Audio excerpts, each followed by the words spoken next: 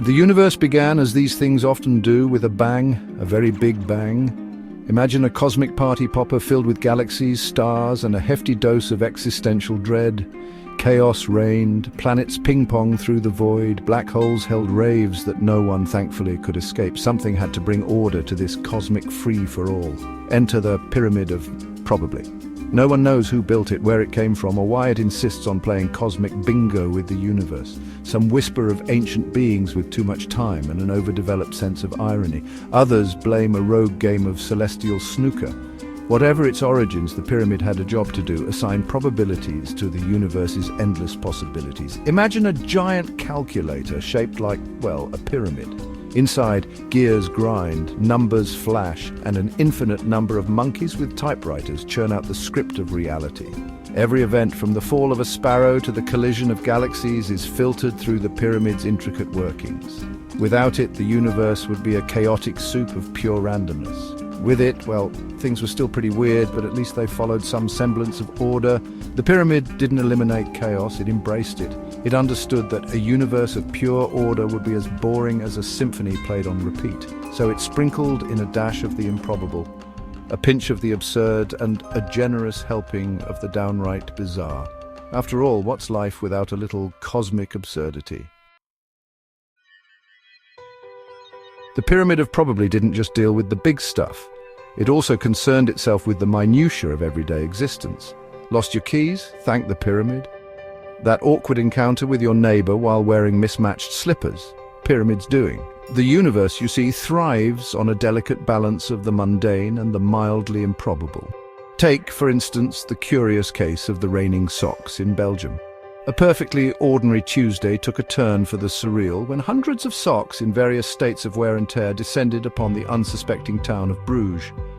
The pyramid, in its infinite wisdom, or perhaps due to a clerical error, had decided that the probability of socks falling from the sky was just high enough to make it happen. Or consider the talking statue of Ramses II in the Cairo Museum. One minute it was a silent relic of a bygone era, the next it was offering unsolicited dating advice to tourists. The pyramid, ever the prankster, had briefly tweaked the odds just to see what would happen. The resulting chaos, captured on countless smartphones, provided a much-needed dose of levity to the world. Even the evolution of sentient life on Earth was in part a product of the pyramid's machinations. Sure, natural selection played a role, but was it really just a coincidence that humans evolved opposable thumbs right around the time someone invented the spork? The pyramid works in mysterious and often hilarious ways. Managing the universe's probabilities is no easy feat. It requires a dedicated team of cosmic bureaucrats, beings with an unhealthy obsession with numbers, and a preternatural tolerance for paperwork.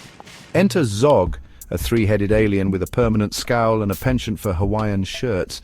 Zog wasn't his real name, of course. It was a series of clicks, whistles, and guttural sounds that would make a Vogon poem sound like Mozart. But for the sake of simplicity, everyone just called him Zog. He was, for lack of a better term, the pyramid's head oddsmaker. His job was to oversee the flow of probabilities, ensuring that the universe didn't veer too far into the realm of the absurd. It's a tough job, keeping the universe from unraveling at the seams. 1 minute you're calculating the odds of a supernova, the next you're dealing with a paperwork backlog the size of a small galaxy. Each of Zog's heads had its own distinct personality, a cosmic manifestation of the adage 3 heads are better than 1. The left head, known for its cautious nature, constantly muttered about potential paradoxes and temporal anomalies. Those paradoxes and temporal anomalies always lurking around the corner. The middle head, a pragmatist to its core, focused on maintaining the delicate balance between order and chaos. Oh, balance, balance, so much balance. And the right head? Well, no one was quite sure what the right head did, as it spent most of its time wearing a lampshade and singing off-key show tunes. But despite his complaints, Zog was good at his job. He understood that the universe thrived on a certain degree of unpredictability. He knew that without the occasional cosmic curveball, life would be as dull as a Vogon poetry slam. The Pyramid of Probably didn't just sit there, passively calculating odds. It pulsed with energy, emitting waves of probability that rippled through the fabric of space-time. These waves, like cosmic ripples in a pond, could have strange and wonderful effects on the universe. One day, a particularly strong probability wave washed over a distant galaxy, causing a school of space whales to materialize out of thin air. These weren't your average run-of-the-mill whales, mind you. These were cosmic whales, creatures of pure energy that swam through the interstellar void, their calls echoing across light years. Their existence was as improbable as it was awe-inspiring. Another time, a rogue probability wave collided with a black hole, creating a temporary wormhole that connected two distant points in space-time. For a brief, shining moment, travelers could journey from one end of the universe to the other in the blink of an eye. Of course, the wormhole collapsed as quickly as it had appeared, leaving behind a trail of disappointed tourists and a few bewildered astrophysicists. These probability waves were a constant reminder that the universe was a dynamic, ever-changing place.